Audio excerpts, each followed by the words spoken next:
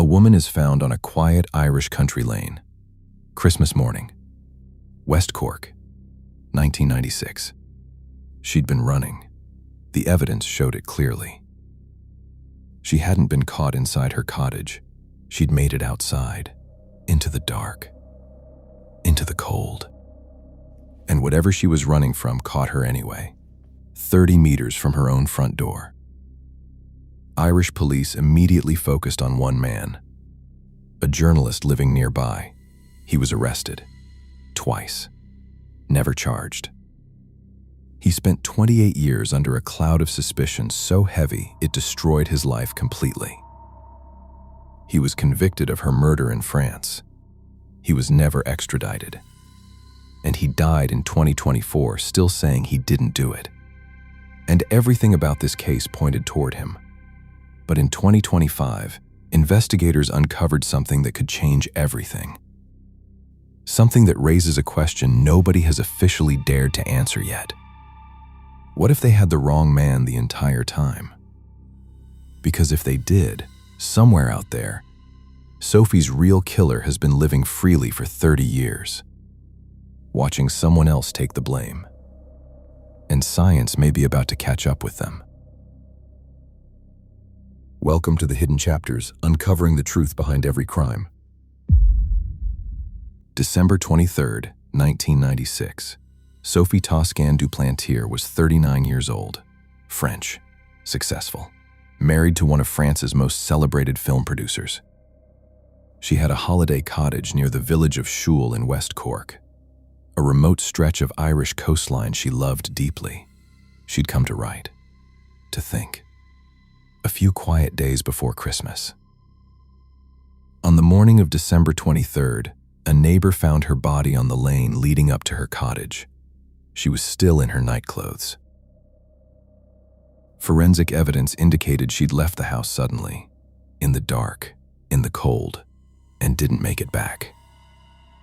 What she was running from has never been officially confirmed, not in 30 years. One detail poisoned the investigation before it properly started. Sophie's body remained at the scene for over 24 hours while authorities waited for the state pathologist to arrive. 24 hours in the open. Critical forensic evidence degraded or disappeared entirely in that window. Justice was on the back foot before a single suspect had been named. Within days, a name started circulating through the small community around Shule. Ian Bailey. An English journalist who had moved to West Cork with his partner Jules Thomas. He lived near Sophie's cottage. He was known locally. And in the days after her death, he made comments that unsettled people. Comments that appeared to reference details about Sophie's death that hadn't yet been made public. The Gardaí arrested him in 1997, then again in 1998. Both times he was released. Both times Ireland's Director of Public Prosecutions reviewed the evidence and reached the same conclusion. Not enough to charge him, not enough to bring it to trial. Bailey always maintained his innocence, loudly, consistently, for decades. But suspicion, once it attaches to a person in a small community, doesn't release easily, and France was about to make it permanent. Sophie was French. Her family was French, and France had grown tired of waiting for Ireland to act. French investigators built their own parallel case across the water.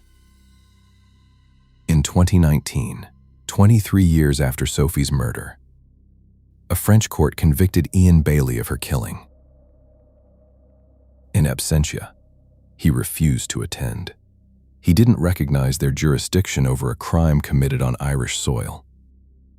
He was sentenced to 25 years. Ireland refused to extradite him. The legal framework didn't allow it. So Bailey stayed in West Cork, convicted of murder in France, presumed innocent in Ireland, living that impossible contradiction every single day. Then on January 21st, 2024, he collapsed outside his home in Bantry. Cardiac arrest. 66 years old. He died without ever facing a jury in Ireland, without ever being formally charged, still saying he didn't do it. And here's what nobody expected. His death didn't close the case. It cracked it wide open. Within days of Bailey's death, Gardaí searched his home under warrant. They took a laptop, memory sticks, notebooks, personal items for DNA profiling. Collecting DNA from a dead man, because the investigation wasn't finished. It was accelerating. That DNA collection connected to something that had been quietly building for months. A revolutionary technique called touch DNA, using a machine called an MVAC, was being applied to the original evidence. The rock used in Sophie's death, the concrete block. Items that had sat in storage for nearly 3 decades. Items that previous technology couldn't fully extract DNA from. Now they could. Sophie's clothing from that night was simultaneously submitted to the FBI for independent testing. The Garda Serious Crime Review Team, which had launched a full cold case review in June 2022, was re-interviewing witnesses from 1996. All of it quietly, methodically building toward the question that was becoming impossible to ignore. What if the DNA on that rock doesn't match Bailey? And before we continue, consider subscribing, because the next part of this story is where everything changes. New witnesses, new forensic testing, and a question investigators may have been asking the wrong way for nearly 30 years. Here's the detail that, if investigators can verify it, could rewrite this entire case. As part of the cold case review, a witness was re-interviewed. Someone connected to the community around Shul. Someone who knew Sophie. And under re-examination, this witness recalled something they hadn't disclosed before. A phone call. On a landline. At approximately 6 a.m. on the morning, Sophie's body was discovered.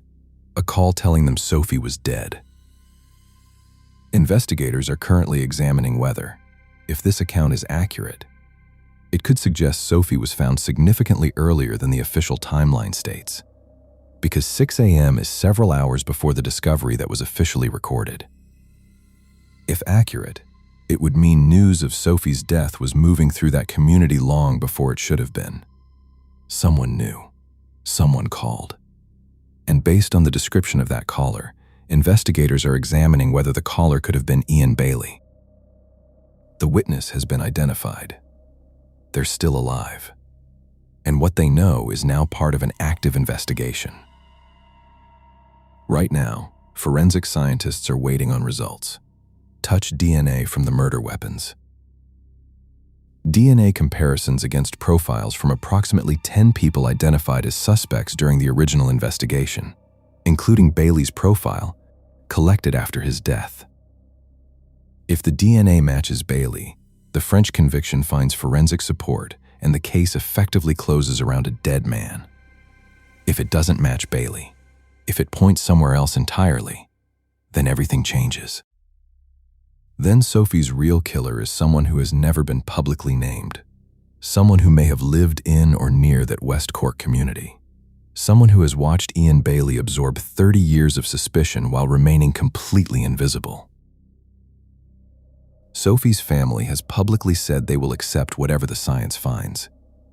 DNA evidence is objective and scientific and definitive, her uncle said. We must respect and accept it. That's a remarkable statement. It means Sophie's own family is prepared for the possibility that the man convicted of her murder didn't do it. Sophie Toscan du Plantier left Paris a few days before Christmas 1996 to spend quiet time alone at her West Cork cottage. She was 39 years old. Her son Pierre-Louis was 15 when he lost her. He has spent his entire adult life fighting for answers. Ian Bailey spent 28 years fighting a different battle, to be believed, to be left alone, to hold on to a version of his life that suspicion had slowly stripped away. He lost that fight. He died without winning it. And the science that might have resolved everything, one way or the other, is only now being applied to evidence that has been sitting in storage since 1996. 30 years too late for Bailey, but not too late for the truth. The results are coming. Weeks, months. Nobody knows exactly when, but they're coming. And when they arrive, one of two things happens. The DNA confirms what France decided in 2019, and a dead man is finally, forensically, the answer. Or it doesn't. And this case becomes something darker and more troubling than almost anyone has been willing to say out loud. Because if it isn't Bailey, if the science points somewhere else, then consider what that means. Sophie's murderer has never been found, never been named, never been questioned. For 30 years, they've lived with what they did on that lane in West Cork. And for 30 years, they've watched one man, one specific man, carry the weight of it completely alone. Somewhere in West Cork, one person already knows what those DNA results will say, because they were there. And for nearly 30 years, they've watched someone else take the blame. And if the DNA points somewhere else, their 30-year silence may finally be over.